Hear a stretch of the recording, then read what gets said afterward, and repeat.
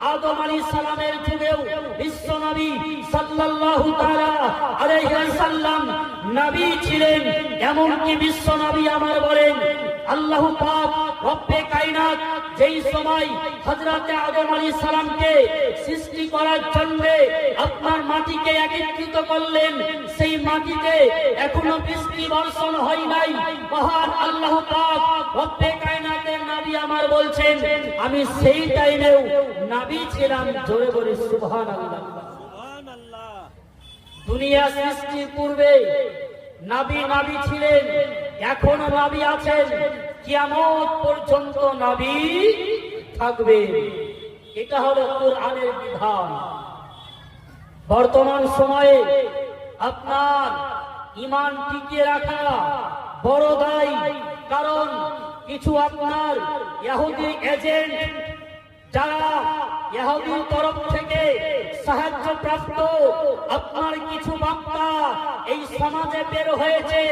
আপনার এমন একটা সময় ছিল যেই সময়ে শুধু এইরকম কথা বলতো, দরুদ কিয়াম কোথাও নেই, আপনার নামাজের পরে দোয়া কোথাও নেই, এমন পর্যন্ত এখন এমন একটি সময়ে এসে আমরা পৌঁছে গেছি যেই সময়ে বলা হচ্ছে ইসলামের প্রথম কালিমা তাইয়্যিবা লা ইলাহা ইল্লাল্লাহ মুহাম্মাদুর রাসূলুল্লাহ, এই কালিমা পর্যন্ত আপনার বলছে কোন হাদিস শরীফে নাই। জোরে বলুন নাউযুবিল্লাহ আস্তাগফিরুল্লাহ। ইসলামের প্রথম কালিমা তাইয়্যিবা, এই কালেমা বলছেন আপনার যারা তাদের নামের পূর্বে শাইখ লিখে, এই শাইখ লিখা ব্যক্তিদের মধ্যে বর্তমান যুগের শ্রেষ্ঠ কয়েকজন এই শাইখ রয়েছে। এই শ্রেষ্ঠর মধ্যে দুইজন ব্যক্তি এইরকম কথা বলেছে, তাদের মধ্যে উন্নত মানের একজন ব্যক্তি, সেই ব্যক্তি বলেছে আমি 6 মাস ধরে হাদিস নিয়ে গবেষণা করেছি, কিন্তু ইসলামের প্রথম কালেমা এই কালেমা কোন জায়গায় খোঁজ করে তল্লাশ করে পাইনি। জোরে বলুন নাউযুবিল্লাহ। আচ্ছা বলুন, আপনারা বুদ্ধিজীবী মানুষ, আমার চেয়ে অনেক গুণে আপনাদের বুদ্ধি রয়েছে, যেই ব্যক্তি এই কথা বলে 6 মাস ধরে আমি 6 মাস হাদিস নিয়ে গবেষণা করলাম, 6 মাস আমি হাদিস তল্লাশ করলাম, কিন্তু ইসলামের প্রথম কালেমা এই কালেমা কোথাও পেলাম না, সেই ব্যক্তি হাদিস খুঁজেছে না আপনার ইহুদি খ্রিস্টানের বইগুলো খুঁজেছে? একটু আপনারা নিজেই বলুন। ইসলামের প্রথম কালেমা, যেই কালেমা না পড়লে মুসলমান হওয়া যায় না, যেই কালেমা না পড়লে ইমানদার হওয়া যায় না, যেই কালেমা না পড়লে কোন ব্যক্তি আল্লাহর জান্নাতে প্রবেশ করতে পারবে না। জোরে বলি সুবহানাল্লাহ। এমন পর্যন্ত শুধু আপনার বুকে হাত বাঁধা নিয়ে সীমাবদ্ধ নয়, আপনার দরুদ কিয়াম নিয়ে সীমাবদ্ধ নয়, এই পর্যন্ত পৌঁছে গেছে ইসলামের প্রথম কালেমা এরা হাদিস শরীফের কোনো জায়গায় পাই না। জোরে বলুন নাউযুবিল্লাহ।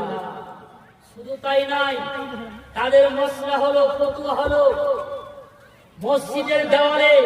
আমরা সবাই জানি, আমরা জন্ম নিয়েছি তার পূর্বে আমাদের বাপদাদার যুগে মসজিদের এক সাইডে আল্লাহ লেখা হয়, মসজিদের আরেক সাইডে মুহাম্মদ লেখা হয় কিনা?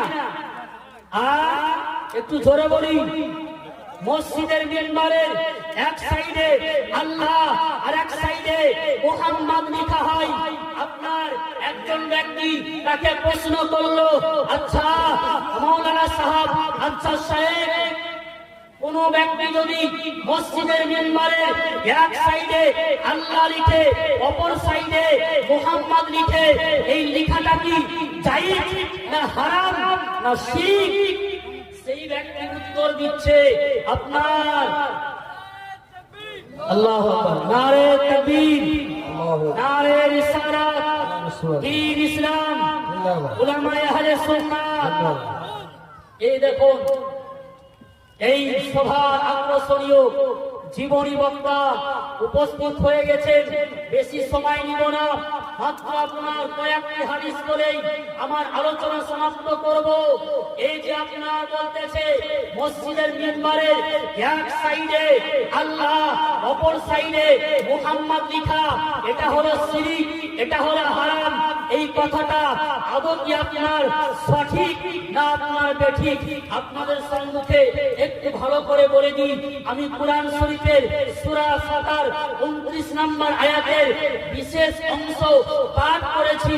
আল্লাহ বলছেন মুহাম্মাদুর রাসূলুল্লাহ।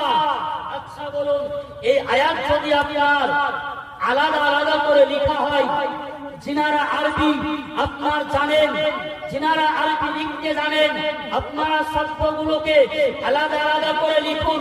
আর মুহাম্মদ, তারপরে আপনার রাসূল আসবে, তারপরে আল্লাহ আসবে, অর্থাৎ আল্লাহর নামের সঙ্গে সঙ্গে রাসূলুল্লাহর নাম। এই আপনার আয়াতটি, এই শব্দটি কুরআন শরীফে লেখা আছে। আচ্ছা বলুন, কুরআন শরীফে যেই শব্দটি লেখা থাকে, সেই শব্দ যদি আপনি মসজিদের দেওয়ালে লিখেন, তাহলে কি এটা শিরক হবে? কথা আমার বোঝা যায় না? কুরআন শরীফে যে আয়াত আছে, উদাহরণস্বরূপ করি, কুরআন শরীফে বিসমিল্লাহির রহমানির রহিম লেখা আছে। আপনি যদি মসজিদের দেওয়ালে বিসমিল্লাহির রহমানির রহিম লিখে দেন, তাহলে কি এটা শিরক হবে? শিরক হবে না, হারাম হবে, নাজায়েজ কিছুই হবে না। কারণ কুরআন শরীফ শিরক আপনার শিক্ষা দেয় না। কুরআন শরীফ